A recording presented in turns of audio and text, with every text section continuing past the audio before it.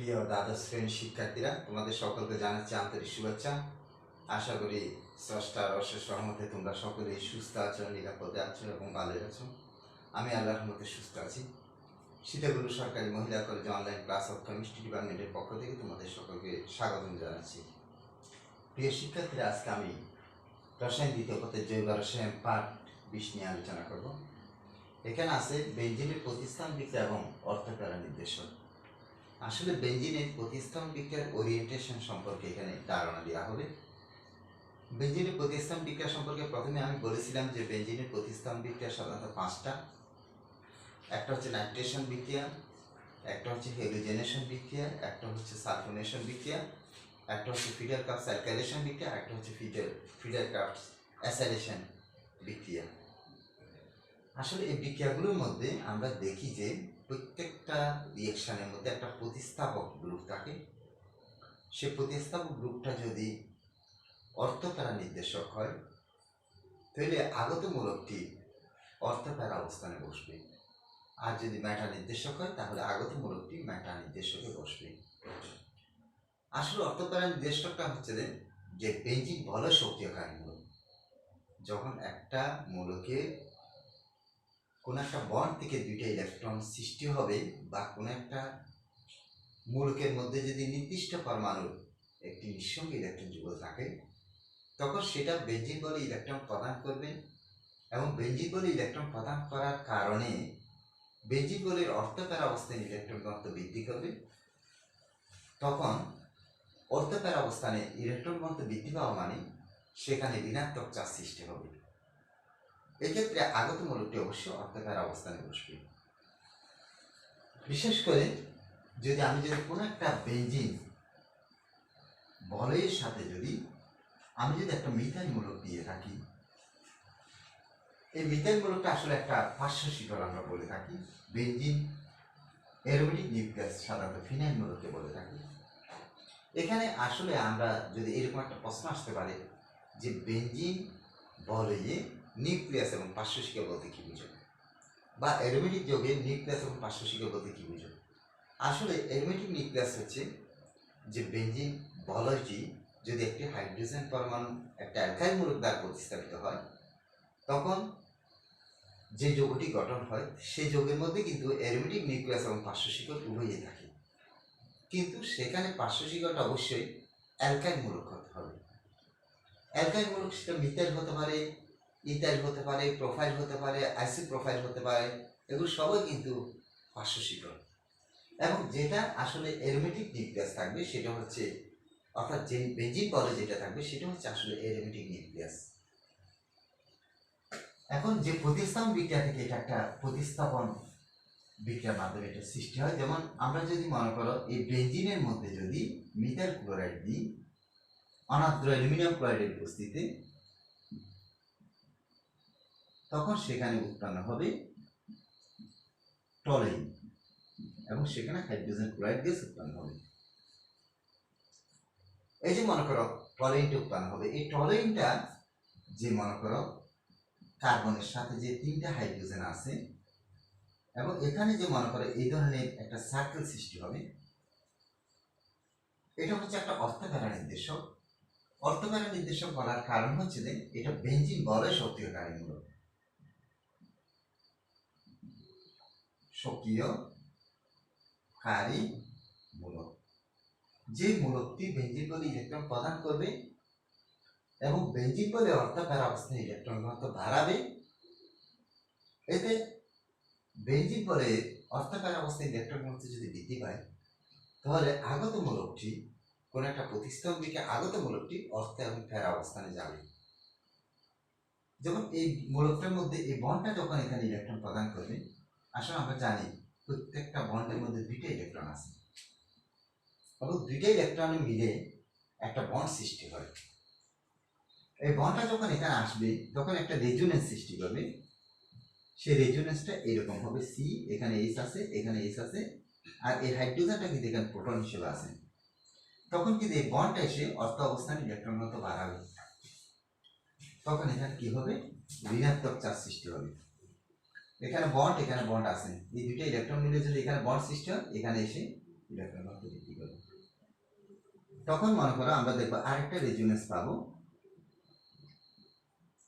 যে রেজোনেন্সটা এই টাইপের হবে,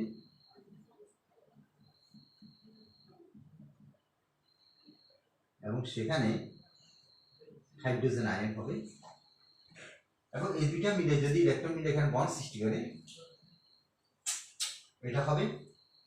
এবং এখান থেকে আমি আরেকটা রেজোনেন্স পাবো, সেই রেজোনেন্সটা কিরকম হচ্ছে দেখো, ইলেকট্রন ঘনত্ব এখানে বাড়বে, এখানে বন্ড এবং এখানে বন্ড হবে, ডবল বন্ড সি হবে, এখন এইখানে এইচ, এখানে এইচ হবে, এখানে একটা প্রোটন থাকবে, এবং আবার এই দুইটা ইলেকট্রন মিলে যদি এখানে বন্ড সৃষ্টি করে তখন এর ইলেকট্রন একে ফিরিয়ে দেবে, তখন আমি আরেকটা রেজোনেন্স পাবো। সেই রেজোনেন্সটা কিরকম হবে দেখো, এই ধরনের একটা রেজোনেন্স আমি পাবো, এবং সেখানে এভাবে বন্ড সৃষ্টি হবে। প্রিয় শিক্ষার্থী, এই যে 1 নম্বর রেজোনেন্স, 2 নম্বর রেজোনেন্স, 3 নম্বর রেজোনেন্স, 4 নম্বর রেজোনেন্স এবং 5 নম্বর রেজোনেন্স, এই 5টা রেজোনেন্স থেকে আমরা দেখতে পাচ্ছি 1 নম্বর এবং 5 নম্বর রেজোনেন্সের দ্বিবন্ধনে পরিবর্তন করেছে। অর্থাৎ 1 নম্বর রেজোনেন্সে যেখানে যেখানে দ্বিবন্ধন আছে 5 নম্বর রেজোনেন্সে সেখানে সেখানে দ্বিবন্ধন নেই। আবার 1 নম্বর রেজোনেন্সে যেখানে যেখানে দ্বিবন্ধন নেই 5 নম্বর রেজোনেন্সে সেখানে সেখানে দ্বিবন্ধন আছে। তাহলে আমরা বুঝতেছি যে দ্বিবন্ধনগুলো কোনো একটা জায়গায় স্থির নয়, এটা পরিভ্রমণশীল অবস্থায় থাকে। এবং 2, 3 এবং 4 নম্বর রেজোনেন্সে দেখতে পাচ্ছি যে যথাক্রমে অর্থ প্যারা এবং অর্থ অবস্থান, অর্থ প্যারা এবং অর্থ অবস্থান ইলেকট্রন ঘনত্ব তুলনামূলক বেশি, কাজে আগত মূলকটি অর্থ প্যারা অবস্থানে যাবে। অর্থাৎ যদি আমি এই টলিন বস্তুটি যদি আমি কোনো একটা ক্লোরিনেশন বিক্রিয়া দেখাই, বা সালফোনেশন বিক্রিয়া দেখাই, বা ফিডার কাপ সার্কুলেশন বিক্রিয়া দেখাই, বা হেলোজেনেশন বিক্রিয়া দেখাই, তাহলে আমি দেখবো সবসময় আগত মূলকটি অর্থ এবং প্যারা অবস্থানে যাবে। এটা একটা টলিন মিথাইল বেনজিন। এই মিথাইল বেনজিনের যদি ক্লোরিনেশন বিক্রিয়া আমরা করি, ক্লোরিনেশন বিক্রিয়া করা হয় অনার্দ্র অ্যালুমিনিয়াম ক্লোরাইডের উপস্থিতিতে, টলিনের সাথে ক্লোরিনের বিক্রিয়ায় অর্থক্লোরো অ্যানিলিন এবং প্যারাক্লোরো অ্যানিলিন উৎপন্ন হবে, অর্থক্লোরো অ্যানিলিন এবং প্যারাক্লোরো অ্যানিলিন উৎপন্ন হবে, প্লাস হাইড্রোজেন ক্লোরাইড গ্যাস পাবে। এই বিক্রিয়াটিকে সাধারণত আমরা বলে থাকি বেনজিনের প্রতিস্থাপন বিক্রিয়া, এবং এটা হচ্ছে অ্যারোমেটিক যৌগ, বিশেষ করে টলিনের প্রতিস্থাপন বিক্রিয়া। এখানে অর্থ এবং প্যারা অবস্থানে ক্লোরিন যাওয়ার মেন কারণ হচ্ছে রেজোনেন্স। ঠিক আমরা যদি সেটাকে নাইট্রেশন বিক্রিয়া করি, অর্থ নাইট্রোটলিন হবে, প্যারা নাইট্রোটলিন হবে। আমি যদি সালফোনেশন বিক্রিয়া করি তখন আবার দেখবে সালফোনিক অ্যাসিড মূলকটা মিথাইল মূলক থেকে বেশি সক্রিয়, সেক্ষেত্রে 2 মিথাইল বেনজিন সালফোনিক অ্যাসিড হবে, এবং 4 মিথাইল বেনজিন সালফোনিক অ্যাসিড হবে, এবং তার সাথে অবশ্যই পানি গায়ে হয়ে যাবে, আলাদা হয়ে যাবে। ঠিক একই রকমভাবে আমি যদি সেটাকে ফিডার কাপ সার্কুলেশন বিক্রিয়া করি তাহলে দেখবো 1,2 ডাইমিথাইল বেনজিন হবে বা অর্থোজাইলিন হবে, 1,4 ডাইমিথাইল বেনজিন হবে বা প্যারাজাইলিন হবে, এবং হাইড্রোজেন ক্লোরাইড গ্যাস পাবো। আর যদি অ্যাসিলেশন করি তাহলে দেখবো 2 মিথাইল বেনজিফেনল পাবো, এসিটোফেনল পাবো, প্যারামিথাইল প্যারা মনে কর মিথাইল এসিটোফেনল পাবো। অর্থাৎ আমি যদি এটাকে ফিডার কাপ অ্যাসিলেশন বিক্রিয়া ঘটাই, ঠিক একই রকম অনার্দ্র অবস্থায় আমরা কেন নিই সেটা আগের লেকচারে বলছিলাম। সেখানে যদি আমি ইথানয়েল ক্লোরাইড ব্যবহার করি, এটা নাম হচ্ছে ইথানয়েল ক্লোরাইড, তখন এটা অর্থক্লোরো এসিটোফেনল পাবো, আর একটা হচ্ছে প্যারাক্লোরো এসিটোফেনল পাবো। কারণ আমরা জানি এসিটোফেনল মূলকের সক্রিয়তা কিন্তু মিথাইলের চেয়ে বেশি, সেই জন্য নামটা এভাবে আসবে। এবং সেখানে কি করি, এই দুইটা হাইড্রোজেন অর্থাৎ 2 মোল নেবো, এটাও 2 মোল নিলাম, তাহলে এখানে 2 মোল হাইড্রোজেন ক্লোরাইড গ্যাস পাবো। 2 টলিন থেকে 2 মিথাইল বেনজিন থেকে 2টা হাইড্রোজেন পাবো, এভাবে প্রতিস্থাপিত হবে। সাধারণত আমরা এইভাবে অর্থপ্যারা নির্দেশক যে দেখায় টলিন, এটা আমরা টলিনের মধ্যে মিথাইল মূলক বেনজিন বলে সক্রিয়কারী মূলক হিসেবে দেখায়, সেটা আমরা এইভাবে ব্যাখ্যা দিতে পারি। তাহলে বেনজিন বলে শক্তিকারী মূলক বলতে আমরা দেখে বুঝি, যে সমস্ত পরমাণু বা মূলক বেঞ্জিন ইলেকট্রন প্রদান করবে এবং অর্থপ্যারা অবস্থানে ইলেকট্রন ঘনত্ব তুলনামূলক বৃদ্ধি করবে, ওই সমস্ত মূলককে সাধারণত আমরা অর্থপ্যারা নির্দেশক বলে থাকি এবং বেঞ্জিন বলে শক্তিকারী মূলক বলে থাকি। প্রিয় শিক্ষার্থী, ঠিক একই রকম ভাবে আমরা যদি মনে করো এমিন মূলক যে অর্থপ্যারা নির্দেশক, আসলে সবচেয়ে অর্থপ্যারা নির্দেশকের মধ্যে বেঞ্জিন বলে সক্রিয়কারী মূলকের মধ্যে এমিন মূলকটা সবচেয়ে অধিক সক্রিয়কারী মূলক। এখানে যদি মনে করো আমি বেঞ্জিন বলে যে এমিন মূলক ইলেকট্রন প্রদান করে, সেটা যদি আমরা ব্যাখ্যা করি, ঠিক তোমরা জানো এই নাইট্রোজেনে একটি নিঃসঙ্গ ইলেকট্রন যুগল থাকে এবং তার মধ্যে তিনটি বন্ড পেয়ার ইলেকট্রন থাকে। নিঃসঙ্গ ইলেকট্রন যুগল কি করে বেঞ্জিন বলে ইলেকট্রন দেবে, তখন এই অর্থ অবস্থানে সেই ইলেকট্রন ঘনত্ব বৃদ্ধি পাবে। সেক্ষেত্রে আমরা দেখবো একটা রেজোনেন্স পাবো। সেই রেজোনেন্সটা কিভাবে হচ্ছে দেখো, ইলেকট্রন ঘনত্ব বাড়তেছে, ডবল বন্ড হয়ে এখানে নাইট্রোজেন, এখানে হাইড্রোজেন হবে, এখানে হাইড্রোজেন হবে, এখানে এবং এখানে বন্ড আছে। আবার যদি এই বন্ডটা এসে এখানে ইলেকট্রন ঘনত্ব বাড়ায়, সেক্ষেত্রে এটা এসে এখানে ইলেকট্রন ঘনত্ব বৃদ্ধি করবে। এই দুটো ইলেকট্রন মিলে যখন এখানে একটা বন্ড সৃষ্টি হবে, তখন দেখবে বন্ডটা এই ক্যাটাগরি হচ্ছে এবং এখানে এমিন মূলকটা মনে করে এইভাবে আসতেছে এবং এটা পজিটিভ চার্জ হবে যেহেতু ইলেকট্রন দান করেছে। আবার যখন এই দুটো ইলেকট্রন মিলে এখানে একটা বন্ড সৃষ্টি হবে, এই দুটো ইলেকট্রন সেখানে ইলেকট্রন ঘনত্ব বাড়াবে, তখন আমরা সাধারণত আরেকটা রেজোনেন্স পাবো। যে রেজোনেন্সটা সাধারণত এইভাবে হবে, এখানে একটা হাইড্রোজেন, এখানে একটা হাইড্রোজেন এবং এখানে একটা বন্ড, এখানে একটা বন্ড, এখানে ইলেকট্রন ঘনত্ব বৃদ্ধি পেয়েছে।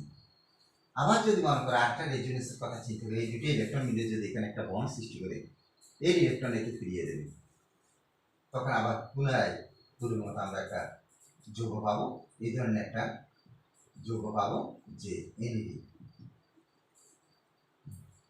প্রিয় শিক্ষার্থী, এটা হচ্ছে 1 নম্বর রেজোনেন্স, এটা হচ্ছে 2 নম্বর রেজোনেন্স, এটা হচ্ছে 3 নম্বর রেজোনেন্স, এটা হচ্ছে 4 নম্বর রেজোনেন্স এবং এটা হচ্ছে 5 নম্বর রেজোনেন্স। তাহলে এই সমস্ত রেজোনেন্স থেকে আমরা দেখতে পাচ্ছি যে 1 নম্বর এবং 5 নম্বর রেজোনেন্সে দ্বিবন্ধনের পরিবর্তন করেছে, আর 2, 3 এবং 4 নম্বর রেজোনেন্স আমরা দেখতে পাচ্ছি যে যথাক্রমে অর্থ অবস্থায় ইলেকট্রন ঘনত্ব তুলনামূলকভাবে বৃদ্ধি পেয়েছে। কাজেই আগত মূলকটি অর্থ এবং প্যারা অবস্থানে যাবে। যেমন আমি যদি এই এনিলিনের মনে করো ক্লোরিনেশন বিক্রিয়া দেখাই বা মনে করো সালফোনেশন বিক্রিয়া দেখাই বা ফিডার টক্সাইকেশন বিক্রিয়া দেখাই, তাহলে আমরা দেখবো যে অর্থক্লোরো এনিলিন পাবো এবং প্যারাক্লোরো এনিলিন পাবো, প্লাস হাইড্রোজেন ক্লোরাইড গ্যাস পাবো, এভাবে রিয়েকশনগুলো পাবো। আবার এটা যদি ব্রোমানেশন করা হয়, তখন দেখা যায় যে 2, 4, 6 ট্রাইব্রোমো এনিলিন পাবো। আসলে এই মূলকগুলো অর্থপ্যারা নির্দেশক, তাই এগুলো অর্থপ্যারা অবস্থানে যাবে, আগত মূলকগুলো অর্থপ্যারা অবস্থানে যাবে। কিন্তু এনিলিন অর্থপ্যারা নির্দেশক হওয়ার পরে এটা নাইট্রেশন আমরা দেখি যে সেটা মেটানাইট্রোএনিলিন উৎপন্ন করে। তার কথার কারণ হচ্ছে এনিলিন যখন মনে করো নাইট্রিক অ্যাসিডের সাথে বিক্রিয়া করে, যে কনসেন্ট্রেশন নাইট্রিক অ্যাসিড এবং কনসেন্ট্রেশন সালফিক অ্যাসিডের সাথে যদি বিক্রিয়া করে, সালফিক অ্যাসিড উপস্থিতিতে, তখন সেখানে উৎপন্ন হয় অ্যানিলিনিয়াম আয়নযুক্ত একটা লবণ উৎপন্ন হয়। অ্যানিলিনিয়াম আয়নযুক্ত লবণ, সেটা হচ্ছে অ্যানিলিনিয়াম সালফেট। কিন্তু অ্যানিলিনিয়াম সালফেটটা হচ্ছে আসলে মেটা নির্দেশক। মেটা নির্দেশক হওয়ার কারণে এই অ্যানিলিনিয়াম আয়নযুক্ত লবণটি যখন আবার কনসেন্ট্রেশন নাইট্রিক অ্যাসিডের সাথে বিক্রিয়া করবে, কনসেন্ট্রেশন সালফিক অ্যাসিডের উপস্থিতিতে, তখন কিন্তু দেখা যাবে যে এটা মেটানাইট্রোএনিলিন উৎপন্ন করে, মেটানাইট্রোএনিলিন উৎপন্ন করে প্লাস পানি, এরকম উৎপাদ সৃষ্টি করে। অর্থাৎ এটা মেটানাইট্রোএনিলিন হওয়ার কারণ হচ্ছে অ্যানিলিনিয়াম আয়ন উৎপন্ন করে, যে অ্যানিলিনিয়াম আয়নটা হচ্ছে মেটা নির্দেশক, যার কারণে এটা নাইট্রেশনে মেটানাইট্রোএনিলিন উৎপন্ন হয়। বিষয়টা খুব ইম্পর্টেন্ট আসলে প্রশ্নটা। এমনি আমরা যদি মনে করো যদি ক্লোরিনেশন বিক্রিয়া দেখাই, তাহলে দেখলাম যে এটা অর্থক্লোর এবং প্যারাক্লোর দেখাচ্ছে, একমাত্র এটা ভিন্ন টাইপের। তো আবার এনিলিন থেকে আমরা অর্থনাইট্রো এনিলিন এবং প্যারানাইট্রো এনিলিন যদি আনতে চাই, এনিলিনকে অ্যাসিটাইলেশন করতে হয়। অ্যাসিটাইলেশন করলে সেখানে প্রথমে এসিটেনিলাইট উৎপন্ন হয়। এসিটেনিলাইটকে আবার যদি নাইট্রেশন করি অর্থোনাইট্রিক এসিটেনিলাইট এবং প্যারানাইট্রিক এসিটেনিলাইট হবে। এরপরে অ্যাসিডের উপস্থিতি হাইড্রোলাইজ করলে সেখানে অর্থোনাইট্রিক এনিডি এবং প্যারানাইট্রিক এনিডি পাওয়া যাবে। প্রিয় শিক্ষার্থী, তাহলে আজকে আমি অর্থকারণ নির্দেশন নিয়ে যা আলোচনা করলাম এগুলোর উপর ভিত্তি করে আমি তোমাদেরকে একটা বাড়ির বাসার কাজ দিচ্ছি, তোমরা একটু লিখে নাও। বাসার কাজটা তোমরা একটু বাসায় করবে। আসলে বাসার কাজগুলো খুবই ইম্পর্টেন্ট ধরে নেবে।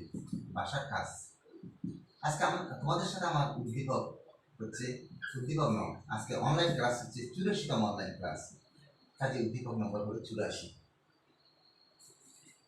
এখানে আসলে আমি একটা বস্তু দেখলাম, যেগুলো আলোচনা করছি সেগুলোর উপর আমি দিতে চাচ্ছি। একটা দিলাম টলিং,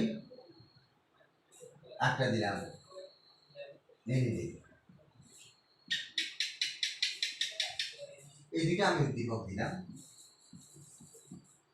এগুলোর আরো আমি একটু ব্যাখ্যা করতে প্রশ্ন দিতে চাচ্ছি। 1 নম্বর হচ্ছে বেঞ্জিন বলয়। বেঞ্জিন বলয় সক্রিয়কারী মূলক কি?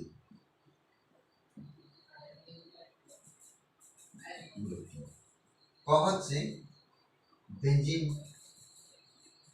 নিউক্লিয়াস, অ্যারোমেটিক যৌগের নিউক্লিয়াস। এটা দি বেঞ্জিন যৌগের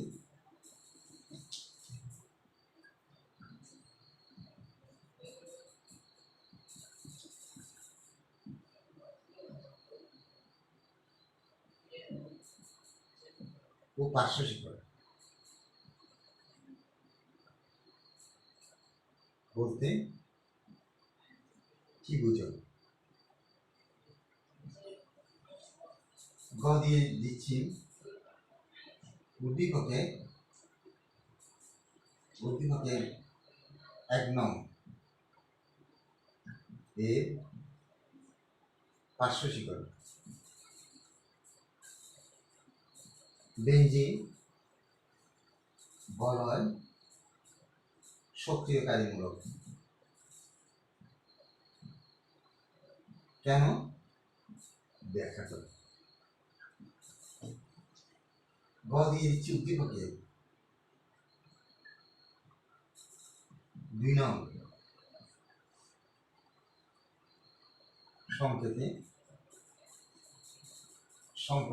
সংকেতে বেঞ্জিন বলয় সক্রিয়কারী মূলক উপস্থিত থাকা সত্ত্বেও এটি নাইট্রেশন বিক্রিয়া